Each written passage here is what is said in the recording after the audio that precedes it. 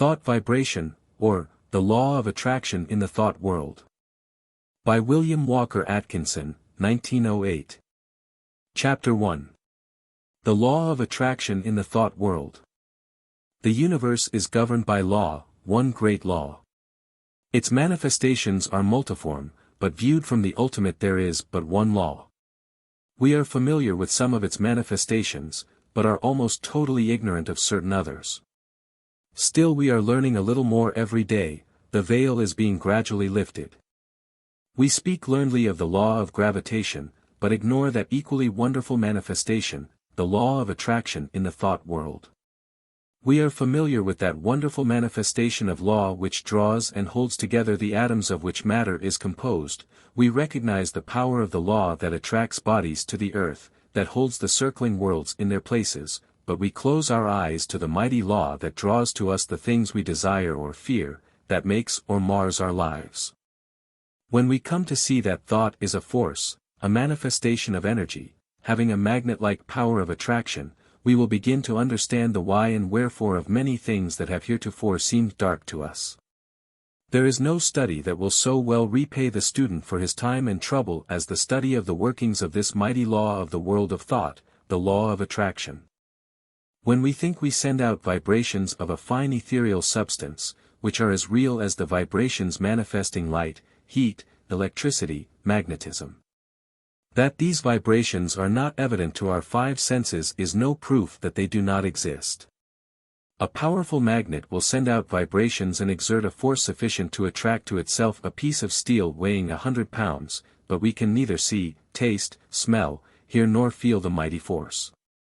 These thought vibrations, likewise, cannot be seen, tasted, smelled, heard or felt in the ordinary way, although it is true there are on record cases of persons peculiarly sensitive to psychic impressions who have perceived powerful thought waves, and very many of us can testify that we have distinctly felt the thought vibrations of others, both whilst in the presence of the sender and at a distance.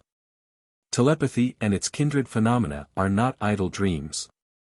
Light and heat are manifested by vibrations of a far lower intensity than those of thought, but the difference is solely in the rate of vibration. The annals of science throw an interesting light upon this question.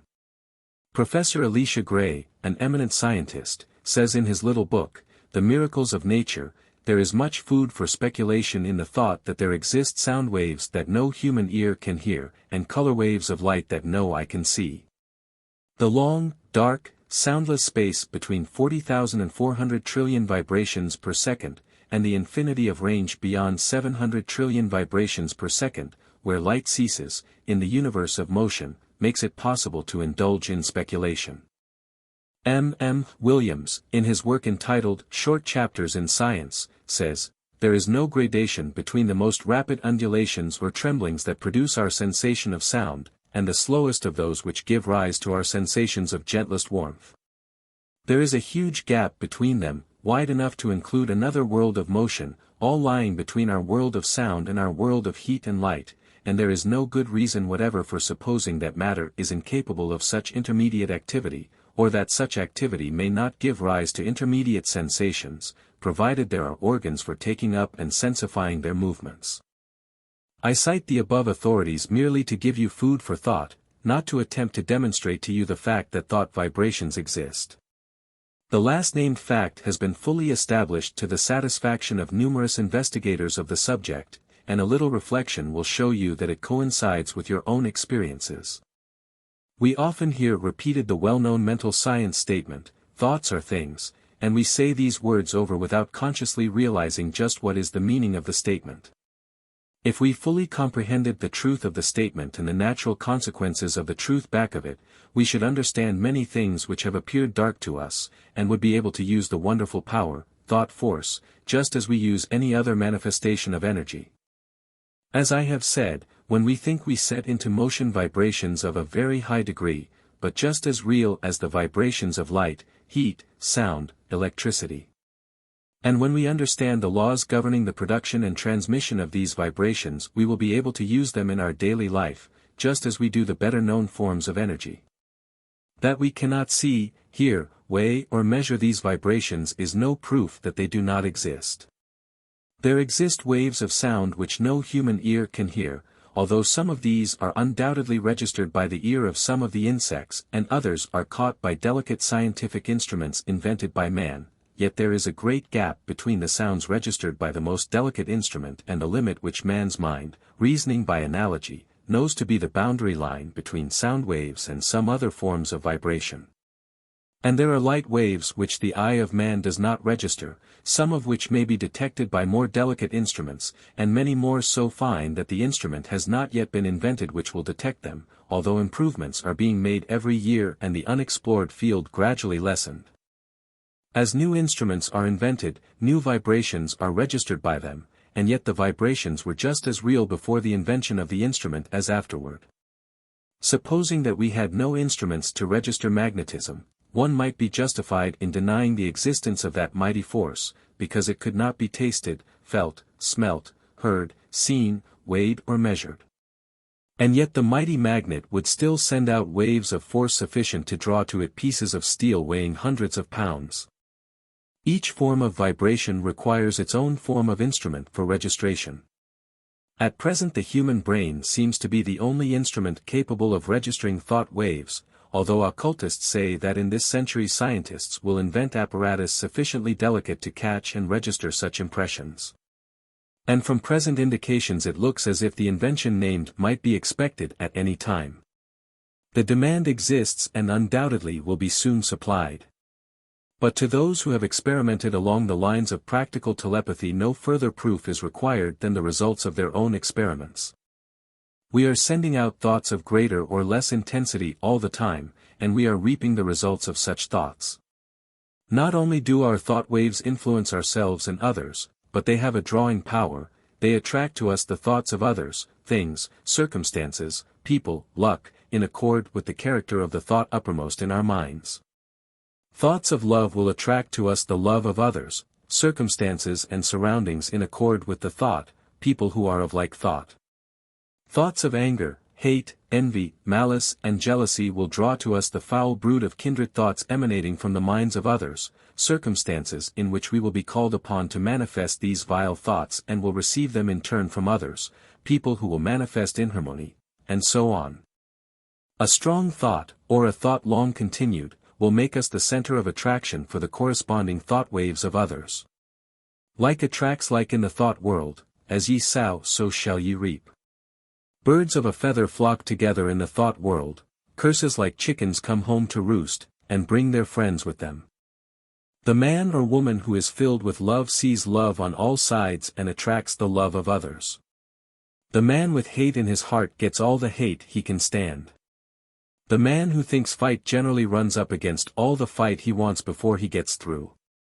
And so it goes, each gets what he calls for over the wireless telegraphy of the mind. The man who rises in the morning feeling grumpy usually manages to have the whole family in the same mood before the breakfast is over. The nagging woman generally finds enough to gratify her nagging propensity during the day. This matter of thought attraction is a serious one. When you stop to think of it you will see that a man really makes his own surroundings, although he blames others for it. I have known people who understood this law to hold a positive, calm thought and be absolutely unaffected by the inharmony surrounding them. They were like the vessel from which the oil had been poured on the troubled waters, they rested safely and calmly whilst the tempest raged around them. One is not at the mercy of the fitful storms of thought after he has learned the workings of the law. We have passed through the age of physical force on to the age of intellectual supremacy, and are now entering a new and almost unknown field, that of psychic power. This field of energy has its established laws, as well as have the others, and we should acquaint ourselves with them or we will be crowded to the wall as are the ignorant on the plains of effort. I will endeavor to make plain to you the great underlying principles of this new field of energy which is opening up before us, that you may be able to make use of this great power and apply it for legitimate and worthy purposes, just as men are using steam, electricity, and other forms of energy today. Chapter 2. Thought waves and their process of reproduction.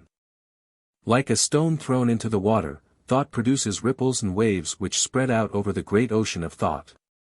There is this difference, however, the waves on the water move only on a level plane in all directions, whereas thought waves move in all directions from a common center, just as do the rays from the sun.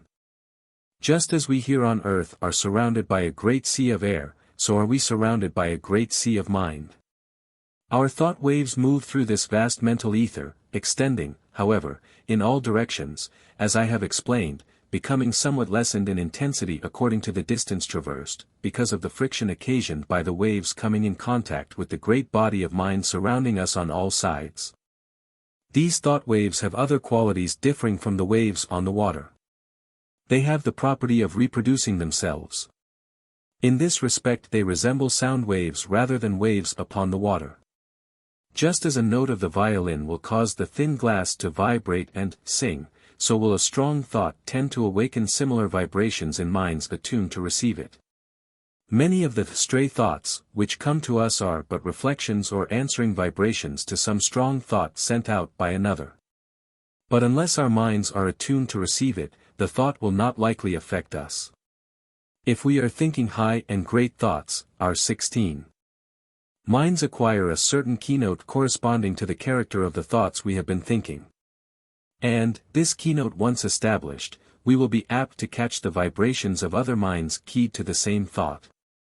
On the other hand, let us get into the habit of thinking thoughts of an opposite character, and we will soon be echoing the low order of thought emanating from the minds of the thousands thinking along the same lines.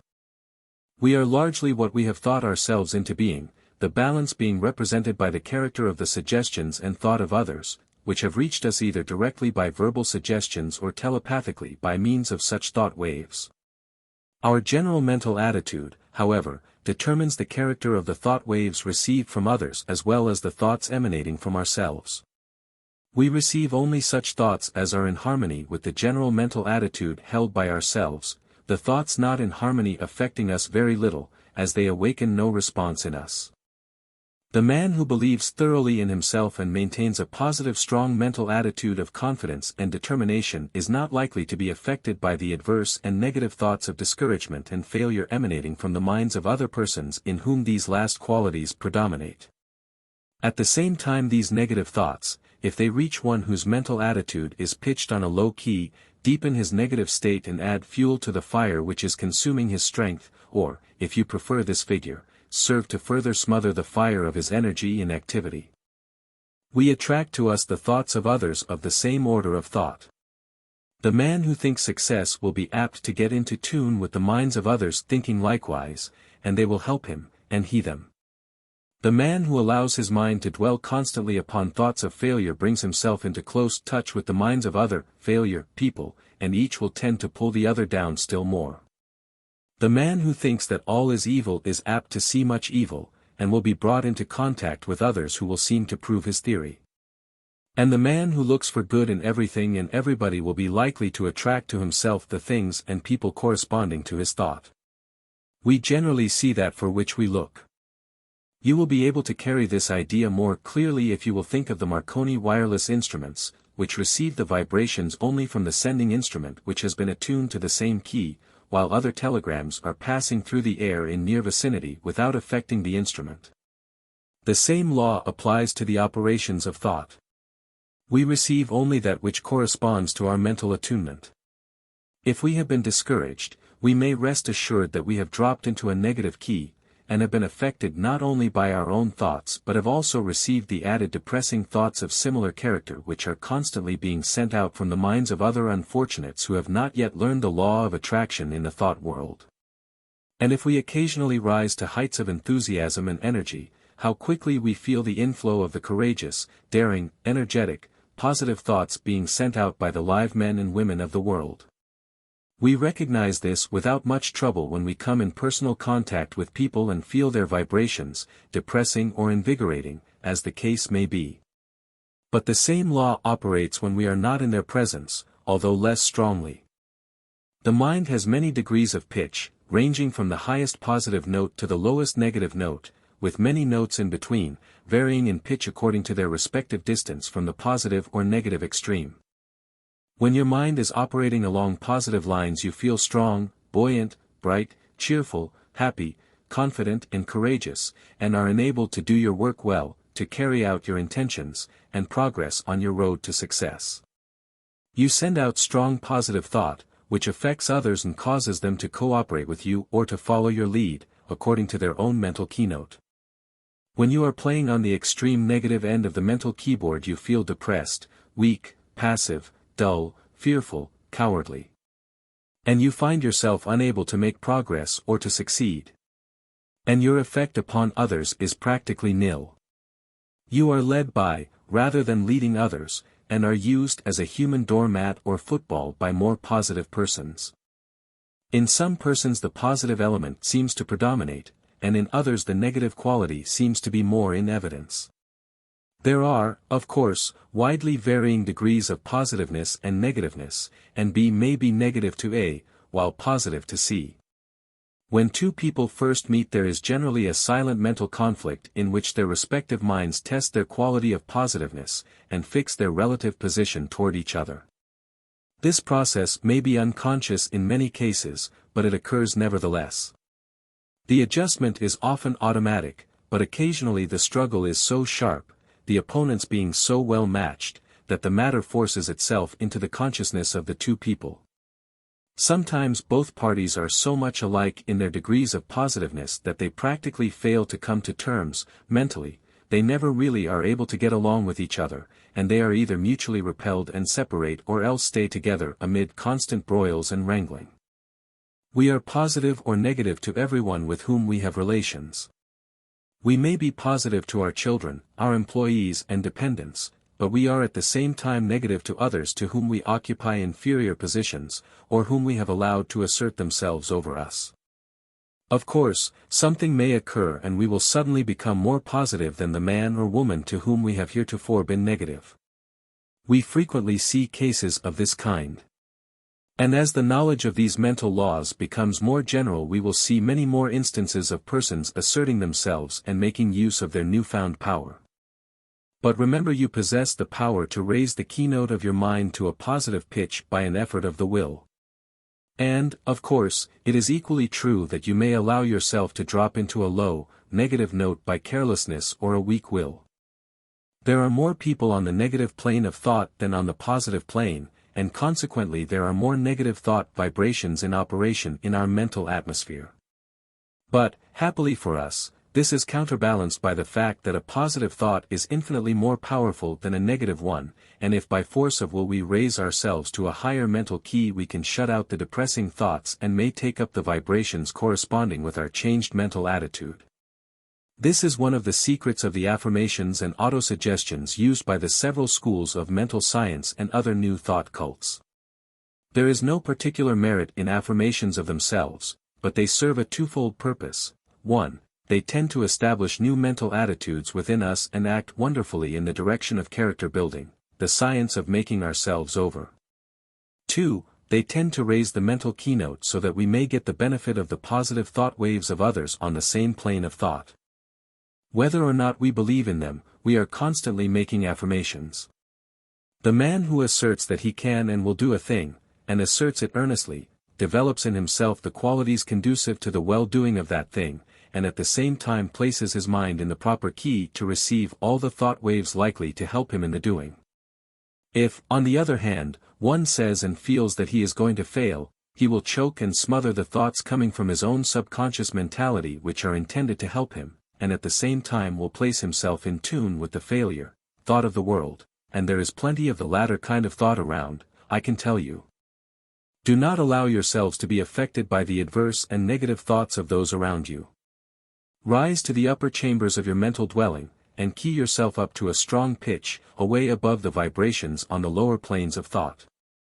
Then you will not only be immune to their negative vibrations but will be in touch with the great body of strong positive thought coming from those of your own plane of development. My aim will be to direct and train you in the proper use of thought and will, that you may have yourself well in hand and may be able to strike the positive key at any moment you may feel it necessary. It is not necessary to strike the extreme note on all occasions. The better plan is to keep yourself in a comfortable key, without much strain, and to have the means at command whereby you can raise the pitch at once when occasion demands.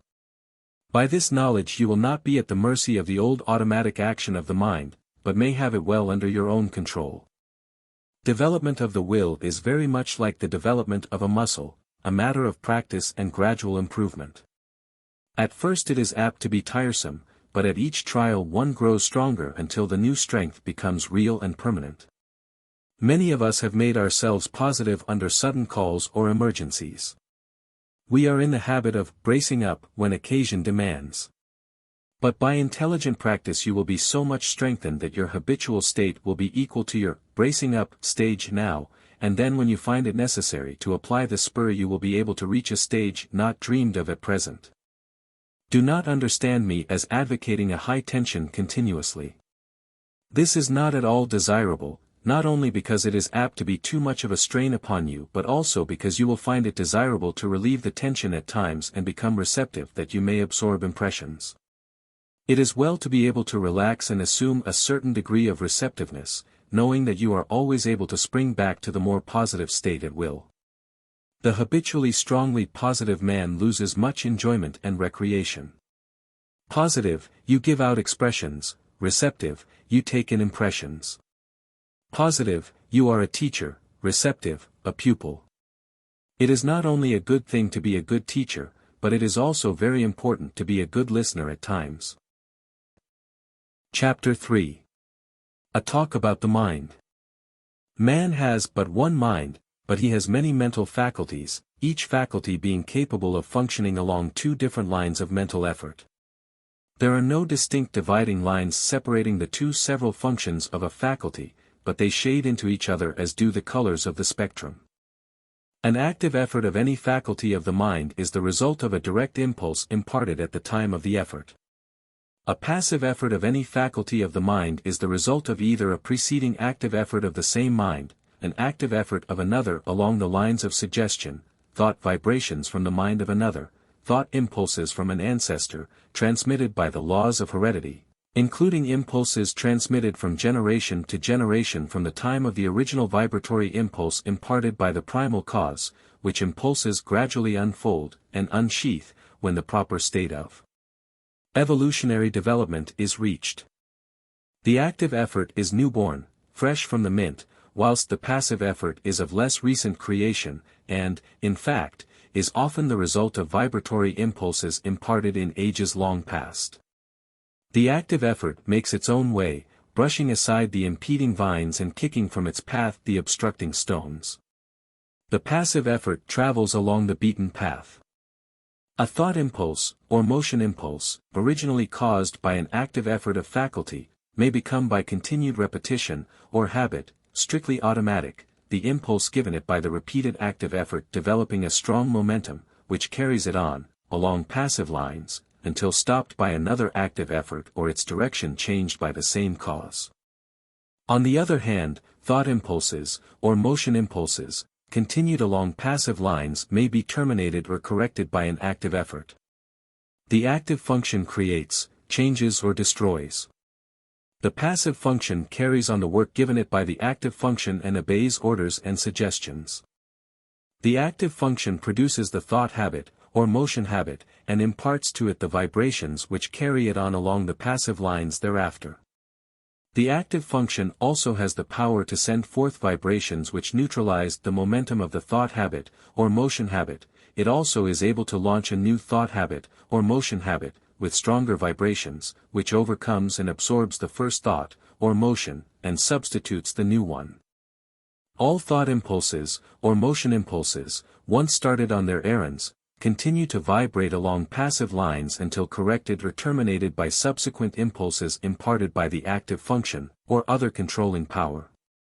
The continuance of the original impulse adds momentum and force to it, and renders its correction or termination more difficult. This explains that which is called the force of habit. I think that this will be readily understood by those who have struggled to overcome a habit which had been easily acquired. The law applies to good habits as well as bad. The moral is obvious. Several of the faculties of the mind often combine to produce a single manifestation. A task to be performed may call for the combined exercise of several faculties, some of which may manifest by active effort and others by passive effort. The meeting of new conditions, new problems, calls for the exercise of active effort, whilst a familiar problem, or task, can be easily handled by the passive effort without the assistance of his more enterprising brother. There is in nature an instinctive tendency of living organisms to perform certain actions, the tendency of an organized body to seek that which satisfies the wants of its organism. This tendency is sometimes called appetency. It is really a passive mental impulse, originating with the impetus imparted by the primal cause, and transmitted along the lines of evolutionary development, gaining strength and power as it progresses. The impulse of the primal cause is assisted by the powerful upward attraction exerted by the Absolute. In plant life this tendency is plainly discernible, ranging from the lesser exhibitions in the lower types to the greater in the higher types. It is that which is generally spoken of as the life force in plants. It is, however, a manifestation of rudimentary mentation, functioning along the lines of passive effort. In some of the higher forms of plant life there appears a faint color of independent life action, a faint indication of choice of volition. Writers on plant life relate many remarkable instances of this phenomenon. It is, undoubtedly, an exhibition of rudimentary active mentation. In the lower animal kingdom a very high degree of passive mental effort is found. And, varying in degree in the several families and species, a considerable amount of active mentation is apparent. The lower animal undoubtedly possesses reason only in a lesser degree than man, and, in fact, the display of volitional mentation exhibited by an intelligent animal is often nearly as high as that shown by the lower types of man or by a young child. As a child, before birth, shows in its body the stages of the physical evolution of man, so does a child, before and after birth, until maturity, manifest the stages of the mental evolution of man.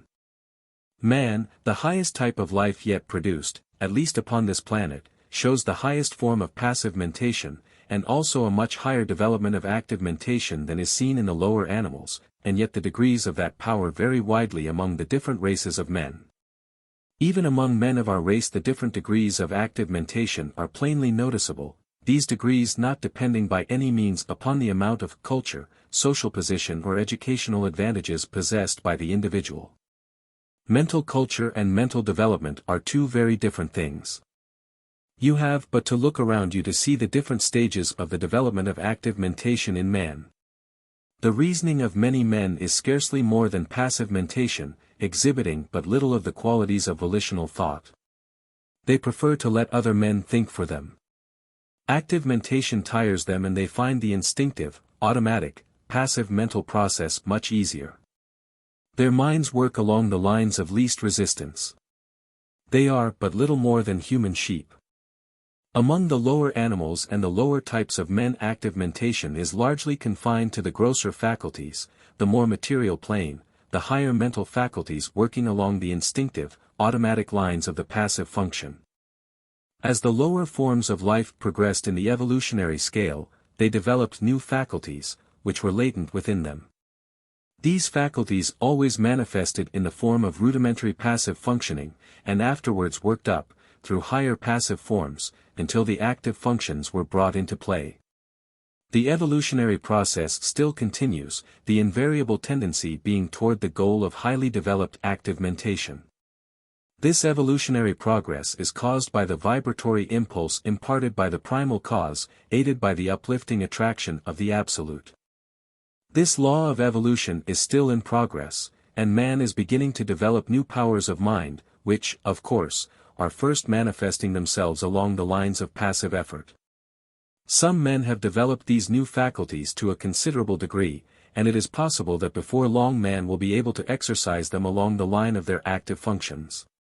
In fact, this power has already been attained by a few. This is the secret of the Oriental occultists, and of some of their Occidental brethren.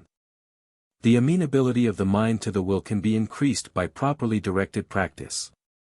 That which we are in the habit of referring to as the strengthening of the will, is in reality the training of the mind to recognize and absorb the power within. The will is strong enough, it does not need strengthening, but the mind needs to be trained to receive and act upon the suggestions of the will. The will is the outward manifestation of the I Am. The will current is flowing in full strength along the spiritual wires, but you must learn how to raise the trolley pole to touch it before the mental car will move. This is a somewhat different idea from that which you have been in the habit of receiving from writers on the subject of willpower, but it is correct, as you will demonstrate to your own satisfaction if you will follow up the subject by experiments along the proper lines. The attraction of the Absolute is drawing man upward, and the vibratory force of the primal impulse has not yet exhausted itself. The time of evolutionary development has come when man can help himself. The man who understands the law can accomplish wonders by means of the development of the powers of the mind, whilst the man who turns his back upon the truth will suffer from his lack of knowledge of the law. He who understands the laws of his mental being, develops his latent powers and uses them intelligently.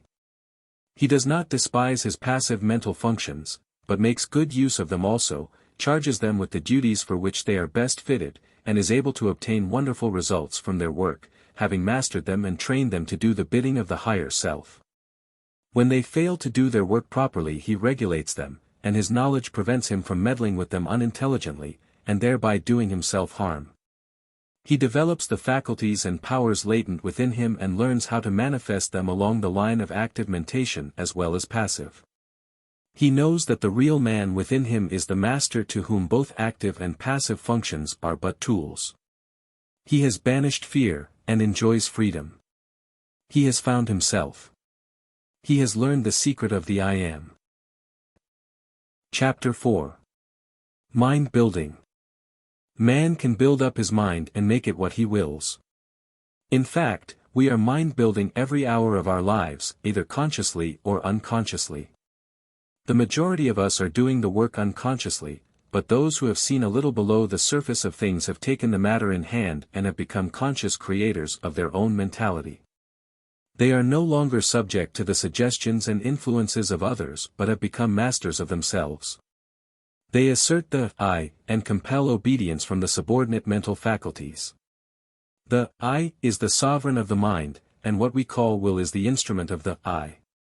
Of course, there is something back of this, and the universal will is higher than the will of the individual, but the latter is in much closer touch with the universal will than is generally supposed, and when one conquers the lower self, and asserts the I, he becomes in close touch with the universal will and partakes largely of its wonderful power. The moment one asserts the I, and finds himself, he establishes a close connection between the individual will and the universal will. But before he is able to avail himself of the mighty power at his command, he must first effect the mastery of the lower self. Think of the absurdity of man claiming to manifest powers, when he is the slave of the lower parts of his mental being, which should be subordinate. Think of a man being the slave of his moods, passions, animal appetites and lower faculties, and at the same time trying to claim the benefits of the will. Now, I am not preaching asceticism, which seems to me to be a confession of weakness. I am speaking of self-mastery, the assertion of the I over the subordinate parts of oneself. In the higher view of the subject, this I is the only real self, and the rest is the non-self, but our space does not permit the discussion of this point, and we will use the word self as meaning the entire man. Before a man can assert the I in its full strength, he must obtain the complete mastery of the subordinate parts of the self. All things are good when we learn to master them, but no thing is good when it masters us. Just so long as we allow the lower portions of the self to give us orders, we are slaves. It is only when the I mounts his throne and lifts the scepter, that order is established and things assume their proper relation to each other. We are finding no fault with those who are swayed by their lower selves, they are in a lower grade of evolution, and will work up in time. But we are calling the attention of those who are ready, to the fact that the sovereign must assert his will, and that, the subjects must obey. Orders must be given and carried out. Rebellion must be put down, and the rightful authority insisted upon. And the time to do it is now. You have been allowing your rebellious subjects to keep the king from his throne. You have been allowing the mental kingdom to be misgoverned by irresponsible faculties. You have been the slaves of appetite, unworthy thoughts, passion and negativeness. The will has been set aside and low desire has usurped the throne. It is time to re-establish order in the mental kingdom. You are able to assert the mastery over any emotion, appetite, passion or class of thoughts by the assertion of the will. You can order fear to go to the rear, jealousy to leave your presence, hate to depart from your sight, anger to hide itself, worry to cease troubling you, uncontrolled appetite and passion to bow in submission and to become humble slaves instead of masters, all by the assertion of the I. You may surround yourself with the glorious company of courage, love and self-control, by the same means. You may put down the rebellion and secure peace and order in your mental kingdom if you will but utter the mandate and insist upon its execution. Before you march forth to empire, you must establish the proper internal conditions, must show your ability to govern your own kingdom. The first battle is the conquest of the lesser self by the real self.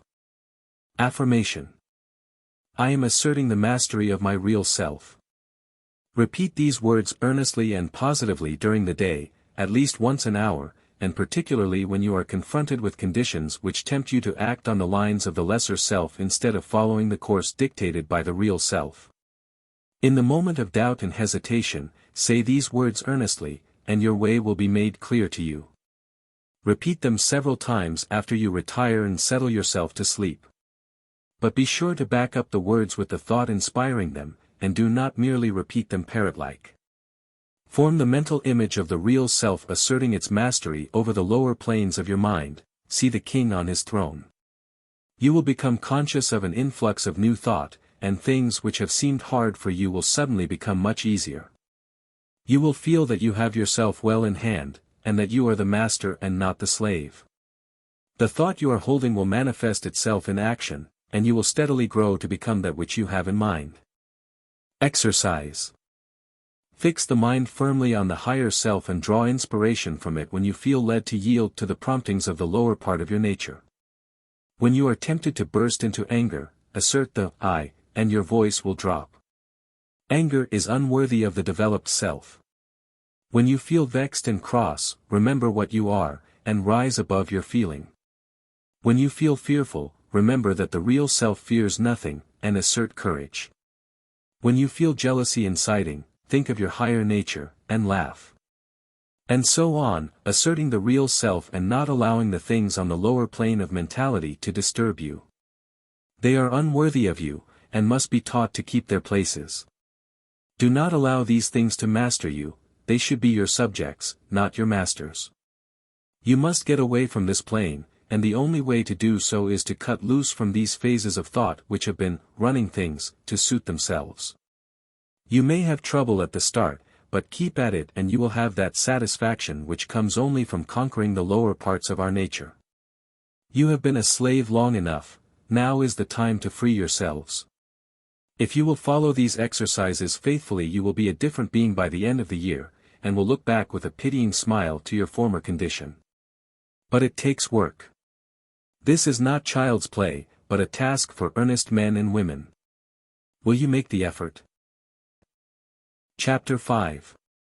The Secret of the Will. While psychologists may differ in their theories regarding the nature of the will, none deny its existence, nor question its power. All persons recognize the power of strong will, all see how it may be used to overcome the greatest obstacles. But few realize that the will may be developed and strengthened by intelligent practice.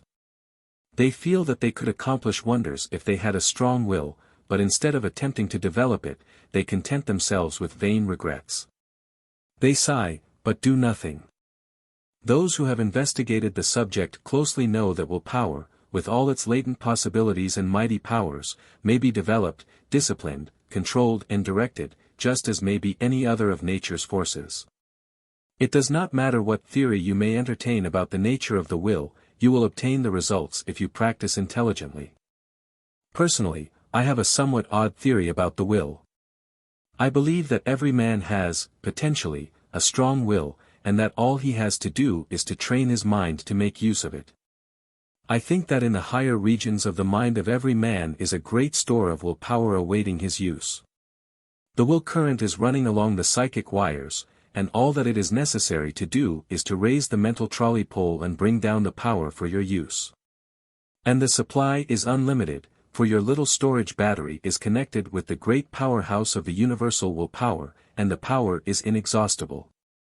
Your will does not need training, but your mind does. The mind is the instrument and the supply of will power is proportionate to the fineness of the instrument through which it manifests. But you needn't accept this theory if you don't like it.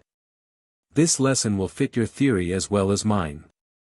He who has developed his mind so that it will allow the will power to manifest through it, has opened up wonderful possibilities for himself. Not only has he found a great power at his command, but he is able to bring into play, and use, faculties, talents and abilities of whose existence he has not dreamed. This secret of the will is the magic key which opens all doors. The late Donald G. Mitchell once wrote, "Resolve is what makes a man manifest, not puny resolve, but crude determination, not errant purpose, but that strong and indefatigable will which treads down difficulties and danger, as a boy treads down the heaving frostlands of winter, which kindles his eye and brain with a proud pulse beat toward the unattainable. Will makes men giants." Many of us feel that if we would but exert our will, we might accomplish wonders. But somehow we do not seem to want to take the trouble, at any rate, we do not get to the actual willing point. We put it off from time to time, and talk vaguely of some day, but that some day never comes. We instinctively feel the power of the will, but we haven't enough energy to exercise it, and so drift along with the tide, unless perhaps some friendly difficulty arises, some helpful obstacle appears in our path, or some kindly pain stirs us into action, in either of which cases we are compelled to assert our will and thus begin to accomplish something. The trouble with us is that we do not want to do the thing enough to make us exert our will power. We don't want to hard enough. We are mentally lazy and of weak desire. If you do not like the word desire, substitute for it the word aspiration. Some people call the lower impulses desires, and the higher, aspirations. It's all a matter of words, take your choice. That is the trouble. Let a man be in danger of losing his life, let a woman be in danger of losing a great love, and you will witness a startling exhibition of will power from an unexpected source. Let a woman's child be threatened with danger, and she will manifest a degree of courage and will that sweeps all before it. And yet the same woman will quail before a domineering husband, and will lack the will to perform a simple task. A boy will do all sorts of work if he but considers it play, and yet he can scarcely force himself to cut a little firewood. Strong will follow strong desire. If you really want to do a thing very much, you can usually develop the will power to accomplish it. The trouble is that you have not really wanted to do these things, and yet you blame your will. You say that you do want to do it, but if you stop to think you will see that you really want to do something else more than the thing in question. You are not willing to pay the price of attainment. Stop a moment and analyze this statement and apply it to your own case. You are mentally lazy, that's the trouble. Don't talk to me about not having enough will. You have a great storehouse of will awaiting your use, but you are too lazy to use it. Now, if you are really in earnest about this matter, get to work and first find out what you really want to do, then start to work and do it. Never mind about the will power, you'll find a full supply of that whenever you need it. The thing to do is to get to the point where you will resolve to will. That's the real test, the resolving. Think of these things a little, and make up your mind whether or not you really want to be a willer sufficiently hard to get to work. Many excellent essays and books have been written on this subject, all of which agree regarding the greatness of will power, the most enthusiastic terms being used, but few have anything to say about how this power may be acquired by those who have it not, or who possess it in but a limited degree. Some have given exercises designed to strengthen the will, which exercises really strengthen the mind so that it is able to draw upon its store of power. But they have generally overlooked the fact that in autosuggestion is to be found the secret of the development of the mind so that it may become the efficient instrument of the will. Autosuggestion. I am using my will power. Say these words several times earnestly and positively, immediately after finishing this article. Then repeat them frequently during the day, at least once an hour, and particularly when you meet something that calls for the exercise of willpower. Also repeat them several times after you retire and settle yourself for sleep. Now, there is nothing in these words unless you back them up with the thought. In fact, the thought is the whole thing, and the words only pegs upon which to hang the thought. So think of what you are saying, and mean what you say. You must use faith at the start, and use the words with a confident expectation of the result. Hold the steady thought that you are drawing on your storehouse of willpower, and before long you will find that thought is taking form in action, and that your willpower is manifesting itself. You will feel an influx of strength with each repetition of the words. You will find yourself overcoming difficulties and bad habits, and will be surprised at how things are being smoothed out for you. Exercise. Perform at least one disagreeable task each day during the month. If there is any specially disagreeable task which you would like to shirk, that is the one for you to perform. This is not given you in order to make you self-sacrificing or meek, or anything of that sort, it is given you to exercise your will. Anyone can do a pleasant thing cheerfully, but it takes will to do the unpleasant thing cheerfully, and that is how you must do the work. It will prove a most valuable discipline to you. Try it for a month and you will see where it comes in. If you shirk this exercise, you had better stop right here and acknowledge that you do not want willpower, and are content to stay where you are and remain a weakling. Chapter 6. How to become immune to injurious thought attraction. The first thing to do is to begin to cut out fear and worry. Fear thought is the cause of much unhappiness and many failures. You have been told this thing over and over again, but it will bear repeating. Fear is a habit of mind which has been fastened upon us by negative race thought, but from which we may free ourselves by individual effort and perseverance. Strong expectancy is a powerful magnet. He of the strong, confident desire attracts to him the things best calculated to aid him, persons, things, circumstances, surroundings, if he desires them hopefully, trustfully, confidently, calmly. And, equally true, he who fears a thing generally manages to start into operation forces which will cause the thing he feared to come upon him. Don't you see, the man who fears really expects the feared thing, and in the eyes of the law it is the same as if he really had wished for or desired it. The law is operative in both cases, the principle is the same. The best way to overcome the habit of fear is to assume the mental attitude of courage, just as the best way to get rid of darkness is to let in the light. It is a waste of time to fight a negative thought habit by recognizing its force and trying to deny it out of existence by mighty efforts. The best, surest, easiest and quickest method is to assume the existence of the positive thought desired in its place, and by constantly dwelling upon the positive thought, manifest it into objective reality.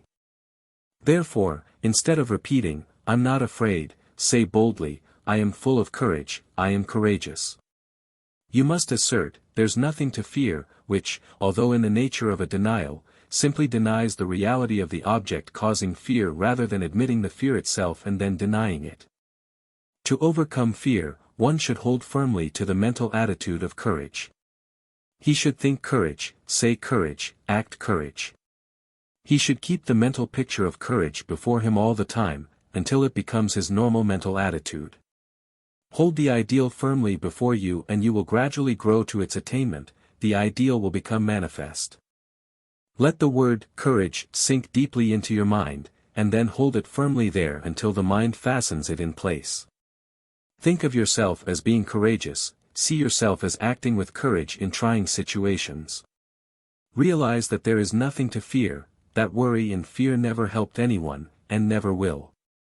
Realize that fear paralyzes effort, and that courage promotes activity. The confident, fearless, expectant, "I can and I will" man is a mighty magnet. He attracts to himself just what is needed for his success. Things seem to come his way, and people say he is lucky. Nonsense. Luck has nothing to do with it. It's all in the mental attitude. And the mental attitude of the "I can't" or the "I'm afraid" man also determines his measure of success. There's no mystery whatsoever about it. You have but to look about you to realize the truth of what I have said. Did you ever know a successful man who did not have the "I can and I will" thought strong within him? Why, he will walk all around the "I can't" man, who has perhaps even more ability. The first mental attitude brought to the surface latent qualities, as well as attracted help from outside, whilst the second mental attitude not only attracted "I can't" people and things, but also kept the man's own powers from manifesting themselves. I have demonstrated the correctness of these views, and so have many others, and the number of people who know these things is growing every day. Don't waste your thought force, but use it to advantage. Stop attracting to yourself failure, unhappiness, inharmony, sorrow. Begin now and send out a current of bright, positive, happy thought. Let your prevailing thought be, "I can and I will." Think, "I can and I will." Dream, "I can and I will." Say, "I can and I will." Act, "I can and I will." Live on the "I can and I will" plane, and before you are aware of it, you will feel the new vibrations manifesting themselves in action, will see them bring results, will be conscious of the new point of view, will realize that your own is coming to you. You will feel better, act better, see better, be better in every way, after you join the "I can and I will" brigade. Fear is the parent of worry, hate, jealousy, malice, anger, discontent, failure, and all the rest. The man who rids himself of fear will find that the rest of the brood have disappeared. The only way to be free is to get rid of fear. Tear it out by the roots. I regard the conquest of fear as the first important step to be taken by those who wish to master the application of thought force. So long as fear masters you, you are in no condition to make progress in the realm of thought, and I must insist that you start to work at once to get rid of this obstruction. You can do it, if you only go about it in earnest. And when you have ridded yourself of the vile thing, life will seem entirely different to you, you will feel happier, freer, stronger, more positive, and will be more successful in every undertaking of life. Start in today, make up your mind that this intruder must go, do not compromise matters with him, but insist upon an absolute surrender on his part. You will find the task difficult at first, but each time you oppose him he will grow weaker, and you will be stronger. Shut off his nourishment, starve him to death, he cannot live in a thought, atmosphere of fearlessness. So, start to fill your mind with good, strong, fearless thoughts, keep yourself busy thinking fearlessness, and fear will die of his own accord. Fearlessness is positive, fear is negative, and you may be sure that the positive will prevail. So long as fear is around with his "but, if, suppose, I'm afraid, I can't, what if," and all the rest of his cowardly suggestions, you will not be able to use your thought force to the best advantage. Once get him out of the way, you will have clear sailing, and every inch of thought sail will catch the wind. He is a Jonah. Overboard with him. The whale who swallows him will have my sympathy. I advise that you start in to do some of the things which you feel you could do if you were not afraid to try. Start to work to do these things, affirming courage all the way through, and you will be surprised to see how the changed mental attitude will clear away obstacles from your path, and will make things very much easier than you had anticipated. Exercises of this kind will develop you wonderfully, and you will be much gratified at the result of a little practice along these lines. There are many things before you awaiting accomplishment, which you can master if you will only throw aside the yoke of fear, if you will only refuse to accept the race suggestion, and will boldly assert the "I" and its power. And the best way to vanquish fear is to assert courage and stop thinking of fear. By this plan you will train the mind into new habits of thought, thus eradicating the old negative thoughts which have been pulling you down, and holding you back. Take the word courage with you as your watchword and manifest it in action. Remember, the only thing to fear is fear, and, well, don't even fear fear, for he's a cowardly chap at the best, who will run if you show a brave front. Chapter 7. The Transmutation of Negative Thought. Worry is the child of fear. If you kill out fear, worry will die for want of nourishment. This advice is very old, and yet it is always worthy of repetition, for it is a lesson of which we are greatly in need. Some people think that if we kill out fear and worry we will never be able to accomplish anything. I have read editorials in the great journals in which the writers held that without worry one can never accomplish any of the great tasks of life, because worry is necessary to stimulate interest and work. This is nonsense, no matter who utters it. Worry never helped one to accomplish anything, on the contrary, it stands in the way of accomplishment and attainment. The motive underlying action and doing things is desire and interest. If one earnestly desires a thing, he naturally becomes very much interested in its accomplishment, and is quick to seize upon anything likely to help him to gain the thing he wants.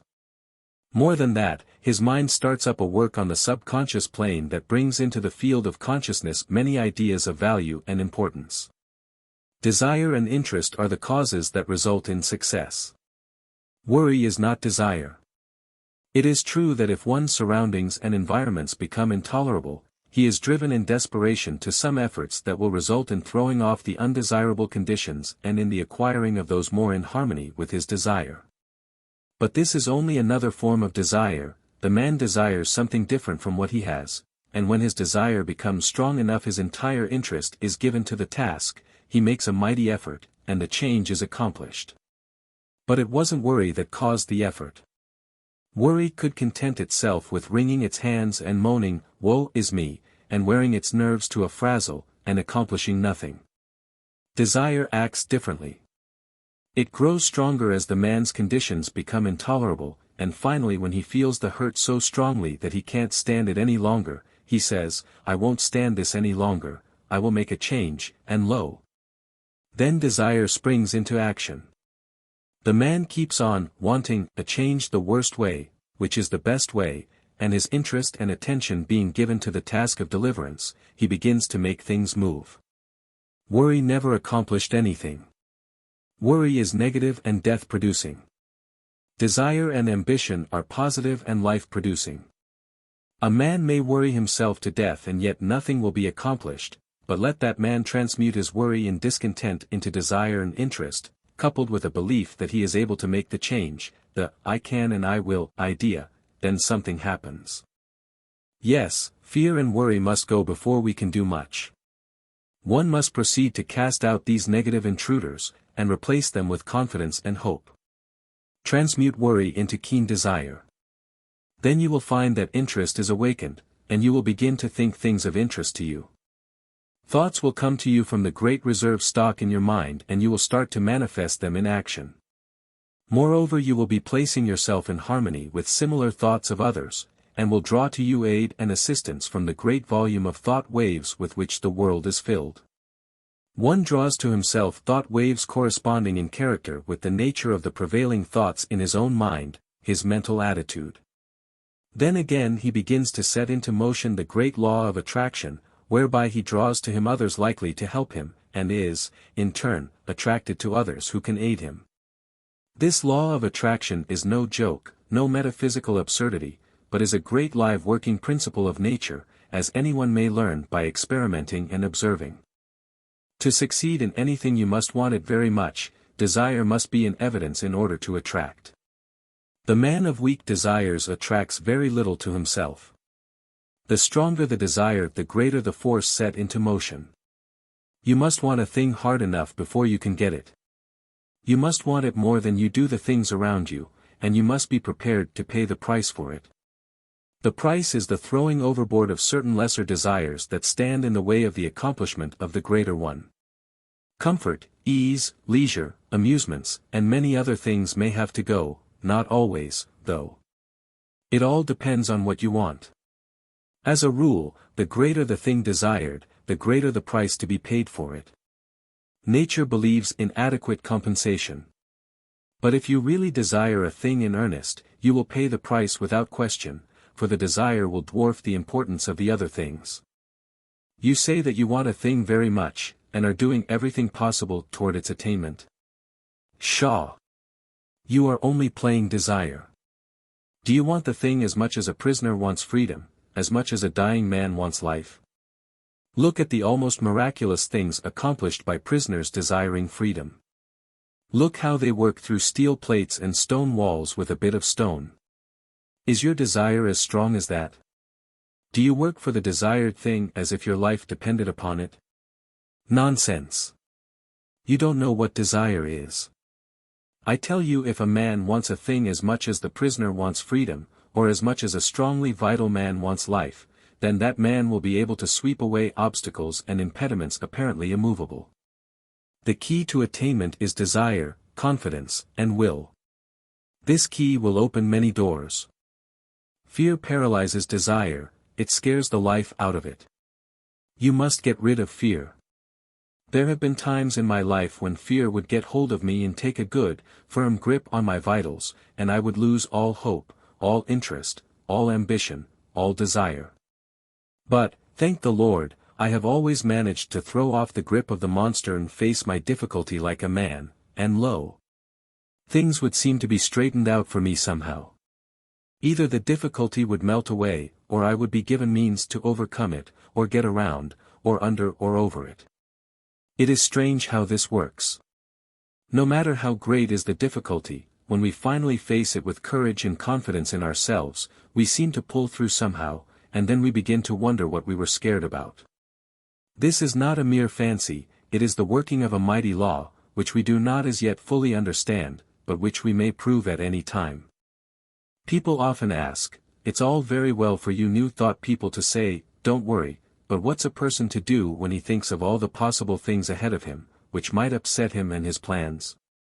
Well, all that I can say is that the man is foolish to bother about thinking of troubles to come at some time in the future. The majority of things that we worry about don't come to pass at all, a large proportion of the others come in a milder form than we had anticipated, and there are always other things which come at the same time which help us to overcome the trouble. The future holds in store for us not only difficulties to be overcome, but also agents to help us in overcoming the difficulties. Things adjust themselves. We are prepared for any trouble which may come upon us, and when the time comes we somehow find ourselves able to meet it. God not only tempers the wind to the shorn lamb, but he also tempers the shorn lamb to the wind. The wind and the shearing do not come together, there is usually enough time for the lamb to get seasoned, and then he generally grows new wool before the cold blast comes. It has been well said that 9/10 of the worries are over things which never come to pass, and that the other 10th is over things of little or no account. So what's the use in using up all your reserve force in fretting over future troubles, if this be so? Better wait until your troubles really come before you worry. You will find that by this storing up of energy you will be able to meet about any sort of trouble that comes your way. What is it that uses up all the energy in the average man or woman, anyway? Is it the real overcoming of difficulties, or the worrying about impending troubles? It's always, tomorrow, and yet tomorrow never comes just as we feared it would. Tomorrow is all right, it carries in its grip good things as well as troubles. Bless my soul, when I sit down and think over the things which I once feared might possibly descend upon me, I laugh. Where are those feared things now? I don't know, have almost forgotten that I ever feared them. You do not need to fight worry, that isn't the way to overcome the habit. Just practice concentration, and then learn to concentrate upon something right before you, and you will find that the worry thought has vanished.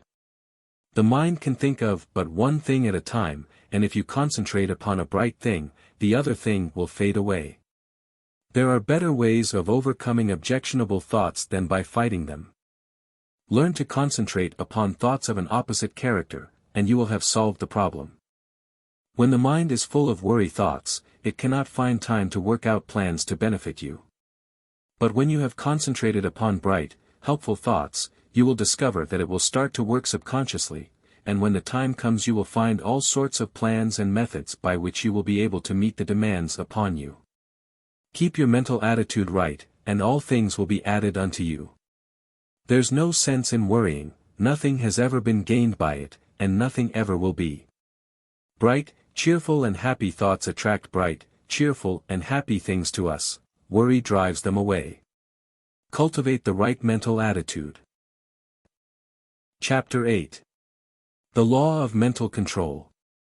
Your thoughts are either faithful servants or tyrannical masters, just as you allow them to be. You have the say about it, take your choice. They will either go about your work under direction of the firm will, doing it the best they know how, not only in your waking hours, but when you are asleep, some of our best mental work being performed for us when our conscious mentality is at rest, as is evidenced by the fact that when the morning comes we find troublesome problems have been worked out for us during the night, after we had dismissed them from our minds, apparently, or they will ride all over us and make us their slaves if we are foolish enough to allow them to do so. More than half the people of the world are slaves of every vagrant thought which may see fit to torment them. Your mind is given you for your good and for your own use, not to use you. There are very few people who seem to realize this and who understand the art of managing the mind. The key to the mystery is concentration. A little practice will develop within every man the power to use the mental machine properly. When you have some mental work to do, concentrate upon it to the exclusion of everything else, and you will find that the mind will get right down to business, to the work at hand, and matters will be cleared up in no time. There is an absence of friction, and all waste motion or lost power is obviated. Every pound of energy is put to use, and every revolution of the mental driving will counts for something. It pays to be able to be a competent mental engineer.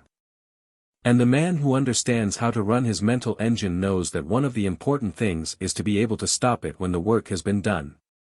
He does not keep putting coal in the furnace, and maintaining a high pressure after the work is finished, or when the day's portion of the work has been done, and the fires should be banked until the next day. Some people act as if the engine should be kept running whether there was any work to be done or not, and then they complain if it gets worn out and wobbles and needs repairing.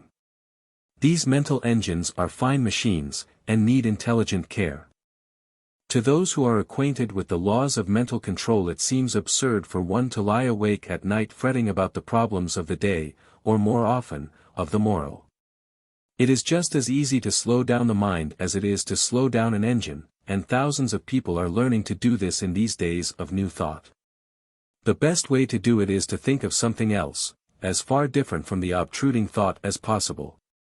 There is no use fighting an objectionable thought with the purpose of downing it. That is a great waste of energy, and the more you keep on saying, "I won't think of this thing," the more it keeps on coming into your mind, for you are holding it there for the purpose of hitting it. Let it go, don't give it another thought, fix the mind on something entirely different, and keep the attention there by an effort of the will. A little practice will do much for you in this direction. There is only room for one thing at a time in the focus of attention, so put all your attention upon one thought, and the others will sneak off. Try it for yourself. Chapter 9. Asserting the Life Force. I have spoken to you of the advantage of getting rid of fear. Now I wish to put life into you. Many of you have been going along as if you were dead, no ambition, no energy, no vitality, no interest, no life. This will never do. You are stagnating. Wake up and display a few signs of life. This is not the place in which you can stalk around like a living corpse. This is the place for wide awake, active, live people, and a good general awakening is what is needed, although it would take nothing less than a blast from Gabriel's trumpet to awaken some of the people who are stalking around thinking that they are alive, but who are really dead to all that makes life worthwhile. We must let life flow through us, and allow it to express itself naturally. Do not let the little worries of life, or the big ones either, depress you and cause you to lose your vitality. Assert the life force within you, and manifest it in every thought, act, and deed, and before long you will be exhilarated and fairly bubbling over with vitality and energy. Put a little life into your work, into your pleasures, into yourself. Stop doing things in a half-hearted way, and begin to take an interest in what you are doing, saying, and thinking. It is astonishing how much interest we may find in the ordinary things of life, if we will only wake up. There are interesting things all around us, interesting events occurring every moment, but we will not be aware of them unless we assert our life force and begin to actually live instead of merely existing. No man or woman ever amounted to anything unless he or she put life into the tasks of everyday life, the acts, the thoughts. What the world needs is live men and women. Just look into the eyes of the people whom you meet, and see how few of them are really alive. The most of them lack that expression of conscious life which distinguishes the man who lives from the one who simply exists. I want you to acquire this sense of conscious life so that you may manifest it in your life and show what mental science has done for you. I want you to get to work today and begin to make yourselves over according to the latest pattern. You can do this if you will only take the proper interest in the task. Affirmation and exercise. I am alive. Fix in your mind the thought that the I within you is very much alive and that you are manifesting life fully, mentally and physically. And keep this thought there, aiding yourself with constant repetitions of the watchword. Don't let the thought escape you, but keep pushing it back into the mind. Keep it before the mental vision as much as possible. Repeat the watchword when you awaken in the morning, say it when you retire at night. And say it at meal times, and whenever else you can during the day, at least once an hour. Form the mental picture of yourself as filled with life and energy. Live up to it as far as possible. When you start in to perform a task, say, I am alive, and mix up as much life as possible in the task.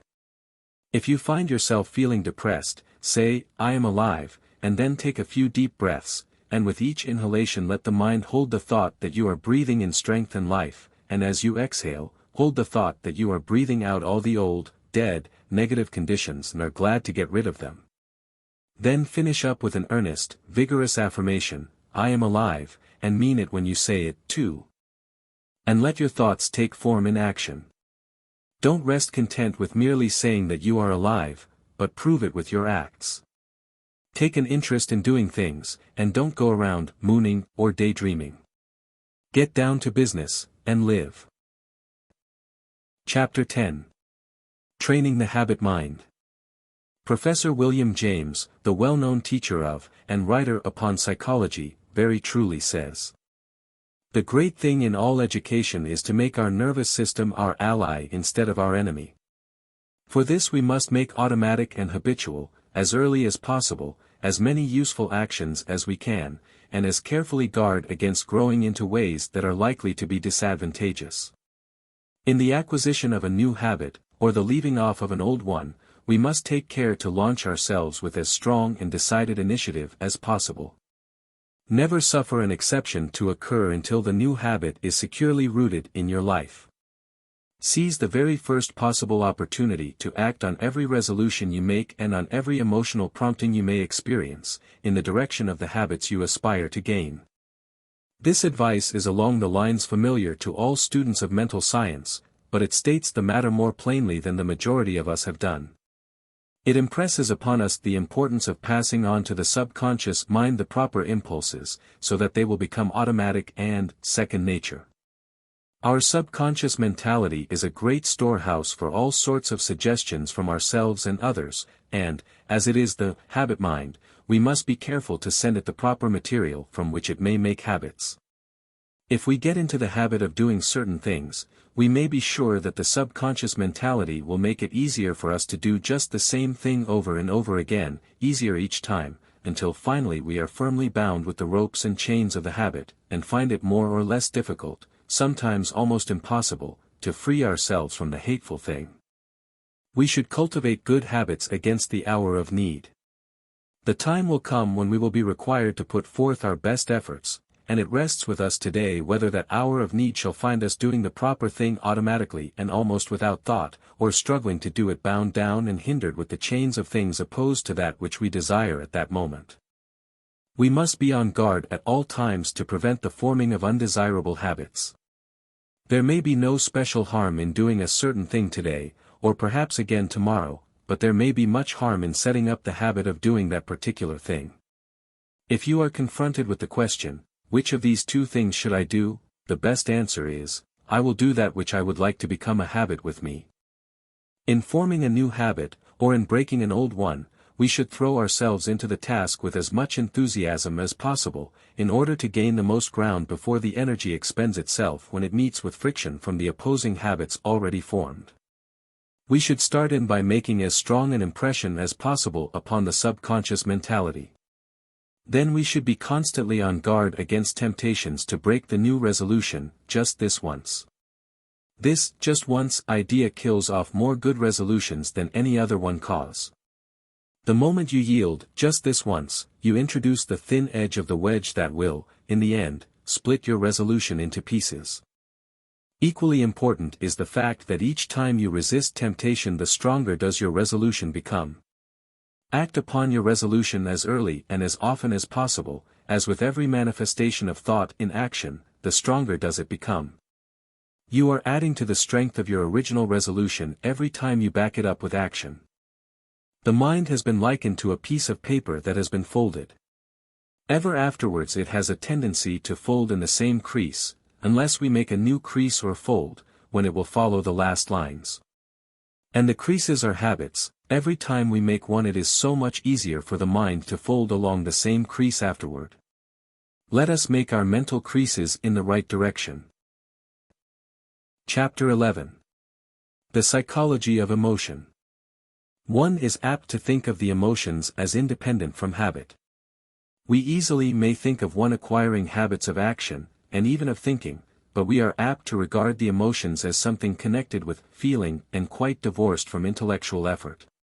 Yet, notwithstanding the distinction between the two, both are dependent largely upon habit, and one may repress, increase, develop, and change one's emotions, just as one may regulate habits of action and lines of thought. It is an axiom of psychology that, emotions deepen by repetition. If a person allows a state of feeling to thoroughly take possession of him, he will find it easier to yield to the same emotion the second time, and so on, until the particular emotion or feeling becomes second nature to him. If an undesirable emotion shows itself inclined to take up a permanent abode with you, you had better start to work to get rid of it, or at least to master it. And the best time to do this is at the start, for each repetition renders the habit more firmly entrenched, and the task of dislodging it more difficult. Were you ever jealous? If so, you will remember how insidious was its first approach, how subtly it whispered hateful suggestions into your willing ear, and how gradually it followed up such suggestions, until, finally you began to see green. Jealousy has an effect upon the bile, and causes it to poison the blood. This is why the idea of green is always associated with it. Then you will remember how the thing seemed to grow, taking possession of you until you scarcely could shake it off. You found it much easier to become jealous the next time. It seemed to bring before you all sorts of objects apparently justifying your suspicions and feeling. Everything began to look green, the green-eyed monster waxed fat. And so it is with every feeling or emotion. If you give way to a fit of rage, you will find it easier to become angry the next time, on less provocation. The habit of feeling and acting mean does not take long to firmly settle itself in its new home if encouraged. Worry is a great habit for growing and waxing fat. People start by worrying about big things, and then begin to worry and fret about some smaller thing. And then the merest trifle worries and distresses them. They imagine that all sorts of evil things are about to befall them. If they start on a journey, they are certain there is going to be a wreck. If a telegram comes, it is sure to contain some dreadful tidings. If a child seems a little quiet, the worrying mother is positive it is going to fall ill and die. If the husband seems thoughtful, as he revolves some business plan in his mind, then the good wife is convinced that he is beginning to cease to love her, and indulges in a crying spell. And so it goes, worry, worry, worry, each indulgence making the habit more at home. After a while the continued thought shows itself in action. Not only is the mind poisoned by the blue thoughts, but the forehead shows deep lines between the eyebrows, and the voice takes on that whining, rasping tone so common among worry-burdened people. The condition of mind known as fault-finding is another emotion that grows fat with exercise. First, fault is found with this thing, then with that, and finally with everything. The person becomes a chronic nagger, a burden to friends and relatives, and a thing to be avoided by outsiders. Women make the greatest naggers. Not because men are any better, but simply because a man nagger is apt to have the habit knocked out of him by other men who will not stand his nonsense. He finds that he is making things too hot for himself, and he reforms, while a woman has more of a chance to indulge in the habit. But this nagging is all a matter of habit. It grows from small beginnings, and each time it is indulged in it throws out another root, branch, or tendril, and fastens itself the closer to the one who has given it soil in which to grow. Envy, uncharitableness, gossip, scandalmongering, are all habits of this kind. The seeds are in every human breast, and only need good soil and a little watering to become lusty and strong. Each time you give way to one of these negative emotions, the easier do you make it for a recurrence of the same thing, or similar ones. Sometimes by encouraging one unworthy emotion, you find that you have given room for the growth of a whole family of these mental weeds. Now, this is not a good old orthodox preachment against the sin of bad thoughts. It is merely a calling of your attention to the law underlying the psychology of emotions. Nothing new about it, old as the hills, so old that many of us have forgotten all about it. If you wish to manifest these constantly disagreeable and unpleasant traits, and to suffer the unhappiness that comes from them, by all means do so, that is your own business, and privilege.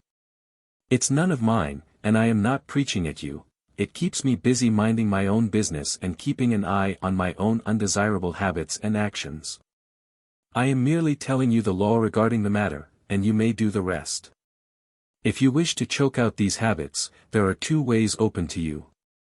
First, whenever you find yourself indulging in a negative thought or feeling, take right hold of it and say to it firmly, and vigorously, "Get out." It won't like this at first, and will bridle up, curve its back and snarl like an offended cat. But never mind, just say, "Scat," to it. The next time it will not be so confident and aggressive, it will have manifested a little of the fear habit. Each time you repress and choke out a tendency of this kind, the weaker it will become, and the stronger your will be. Professor James says, refuse to express a passion, and it dies. Count 10 before venting your anger, and its occasion seems ridiculous. Whistling to keep up courage is no mere figure of speech. On the other hand, sit all day in a moping posture, sigh, and reply to everything with a dismal voice, and your melancholy lingers. There is no more valuable precept in moral education than this, as all who have experience know. If we wish to conquer emotional tendencies in ourselves, we must assiduously, and in the first instance, cold-bloodedly, go through the outward movements of those contrary dispositions which we prefer to cultivate. Smooth the brow, brighten the eye, contract the dorsal rather than the ventral aspect of the frame, and speak in a major key, pass the genial compliment, and your heart must be frigid indeed if it does not gradually thaw. Chapter 12. Developing New Brain Cells. I have spoken of the plan of getting rid of undesirable states of feeling by driving them out. But a far better way is to cultivate the feeling or emotion directly opposed to the one you wish to eradicate. We are very apt to regard ourselves as the creatures of our emotions and feelings, and to fancy that these feelings and emotions are we. But such is far from being the truth. It is true that the majority of the race are slaves of their emotions and feelings, and are governed by them to a great degree. They think that feelings are things that rule one and from which one cannot free himself, and so they cease to rebel. They yield to the feeling without question, although they may know that the emotion or mental trait is calculated to injure them, and to bring unhappiness and failure instead of happiness and success. They say, "We are made that way," and let it go at that. The new psychology is teaching the people better things. It tells them that they are masters of their emotions and feelings, instead of being their slaves. It tells them that brain cells may be developed that will manifest along desirable lines, and that the old brain cells that have been manifesting so unpleasantly may be placed on the retired list, and allowed to atrophy from want of use. People may make themselves over, and change their entire natures. This is not mere idle theory, but is a working fact which has been demonstrated by thousands of people, and which is coming more and more before the attention of the race. No matter what theory of mind we entertain, we must admit that the brain is the organ and instrument of the mind, in our present state of existence, at least, and that the brain must be considered in this matter. The brain is like a wonderful musical instrument, having millions of keys, upon which we may play innumerable combinations of sounds. We come into the world with certain tendencies, temperaments, and predispositions. We may account for these tendencies by heredity, or we may account for them upon theories of pre-existence, but the facts remain the same. Certain keys seem to respond to our touch more easily than others. Certain notes seem to sound forth as the current of circumstances sweeps over the strings. And certain other notes are less easily vibrated. But we find that if we but make an effort of the will to restrain the utterance of some of these easily sounded strings, they will grow more difficult to sound, and less liable to be stirred by the passing breeze. And if we will pay attention to some of the other strings that have not been giving forth a clear tone, we will soon get them in good working order, their notes will chime forth clear and vibrant, and will drown the less pleasant sounds. We have millions of unused brain cells awaiting our cultivation. We are using but a few of them, and some of these we are working to death. We are able to give some of these cells a rest, by using other cells. The brain may be trained and cultivated in a manner incredible to one who has not looked into the subject. Mental attitudes may be acquired and cultivated, changed and discarded, at will. There is no longer any excuse for people manifesting unpleasant and harmful mental states. We have the remedy in our own hands. We acquire habits of thought, feeling, and action, by repeated use. We may be born with a tendency in a certain direction, or we may acquire tendencies by suggestions from others, such as the examples of those around us, suggestions from reading, listening to teachers. We are a bundle of mental habits. Each time we indulge in an undesirable thought or habit, the easier does it become to repeat that thought or action. And the oftener we give forth a certain desirable thought, or perform a desirable action, the easier does it become for us to repeat that thought or action. Mental scientists are in the habit of speaking of desirable thoughts or mental attitudes as positive, and of the undesirable ones as negative. There is a good reason for this. The mind instinctively recognizes certain things as good for the individual to which it belongs, and it clears the path for such thoughts, and interposes the least resistance to them. They have a much greater effect than an undesirable thought possesses, and one positive thought will counteract a number of negative thoughts. The best way to overcome undesirable or negative thoughts and feelings is to cultivate the positive ones. The positive thought is the strongest plant, and will in time starve out the negative one by withdrawing from it the nourishment necessary for its existence. Of course, the negative thought will set up a vigorous resistance at first, for it is a fight for life with it. In the slang words of the time, it sees its finish if the positive thought is allowed to grow and develop, and, consequently, it makes things unpleasant for the individual until he has started well into the work of starving it out. Brain cells do not like to be laid on the shelf any more than does any other form of living energy, and they rebel and struggle until they become too weak to do so. The best way is to pay as little attention as possible to these weeds of the mind, but put in as much time as possible watering, caring for and attending to the new and beautiful plants in the garden of the mind. For instance, if you are apt to hate people, you can best overcome the negative thought by cultivating love in its place.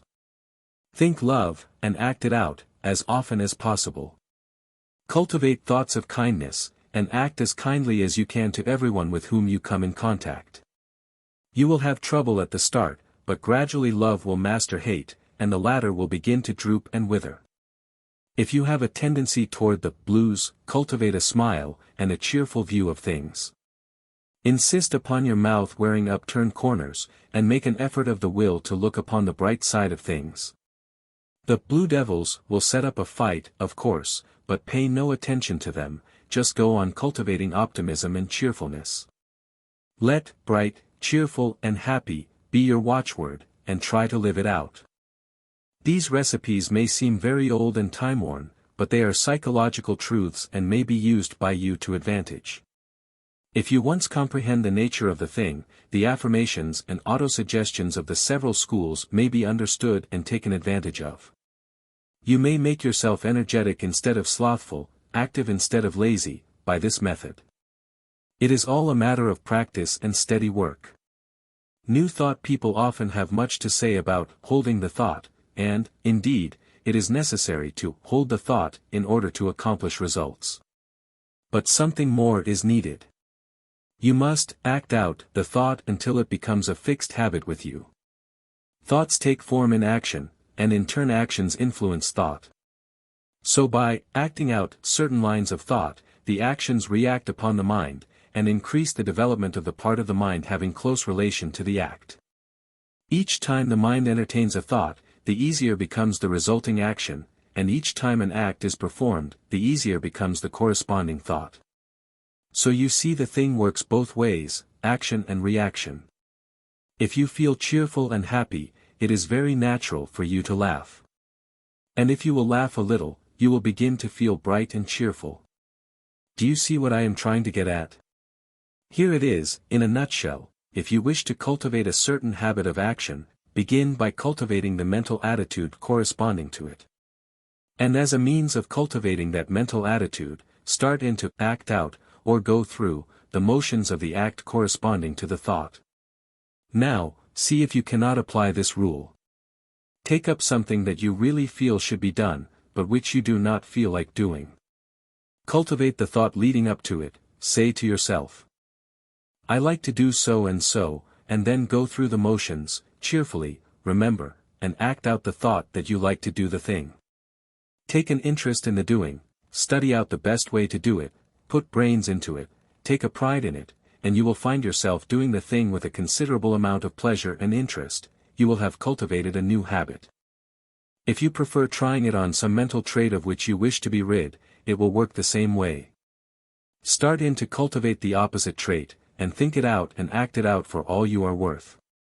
Then watch the change that will come over you. Don't be discouraged at the resistance you will encounter at first, but sing gaily, I can and I will, and get to work in earnest. The important thing in this work is to keep cheerful and interested. If you manage to do this, the rest will be easy. Chapter 13. The Attractive Power, Desire Force. We have discussed the necessity of getting rid of fear, that your desire may have full strength with which to work. Supposing that you have mastered this part of the task, or at least started on the road to mastery, I will now call your attention to another important branch of the subject. I allude to the subject of mental leaks. No, I don't mean the leakage arising from your failure to keep your own secrets, that is also important, but forms another story. The leakage I am now referring to is that occasioned by the habit of having the attention attracted to and distracted by every passing fancy. In order to attain a thing it is necessary that the mind should fall in love with it, and be conscious of its existence, almost to the exclusion of everything else. You must get in love with the thing you wish to attain, just as much as you would if you were to meet the girl or man you wish to marry. I do not mean that you should become a monomaniac upon the subject, and should lose all interest in everything else in the world. That won't do, for the mind must have recreation and change. But, I do mean that you must be so set upon the desired thing that all else will seem of secondary importance. A man in love may be pleasant to everyone else, and may go through the duties and pleasures of life with good spirit, but underneath it all he is humming to himself, just one girl, and every one of his actions is bent toward getting that girl, and making a comfortable home for her. Do you see what I mean? You must get in love with the thing you want, and you must get in love with it in earnest. None of this latter-day flirting, on today and off tomorrow, sort of love, but the good old-fashioned kind, that used to make it impossible for a young man to get to sleep unless he took a walk around his best girl's house, just to be sure it was still there. That's the real kind. And the man or woman in search of success must make of that desired thing his ruling passion. He must keep his mind on the main chance. Success is jealous, that's why we speak of her as feminine. She demands a man's whole affection, and if he begins flirting with other fair charmers, she soon turns her back upon him. If a man allows his strong interest in the main chance to be sidetracked, he will be the loser. Mental force operates best when it is concentrated. You must give to the desired thing your best and most earnest thought.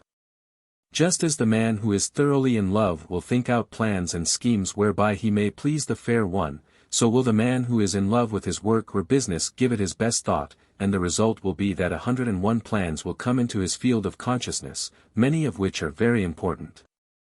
The mind works on the subconscious plane, remember, and almost always along the lines of the ruling passion or desire. It will fix up things, and patch together plans and schemes, and when you need them the most it will pop them into your consciousness, and you will feel like hurrahing, just as if you had received some valuable aid from outside. But if you scatter your thought force, the subconscious mind will not know just how to please you, and the result is that you are apt to be put off from this source of aid and assistance.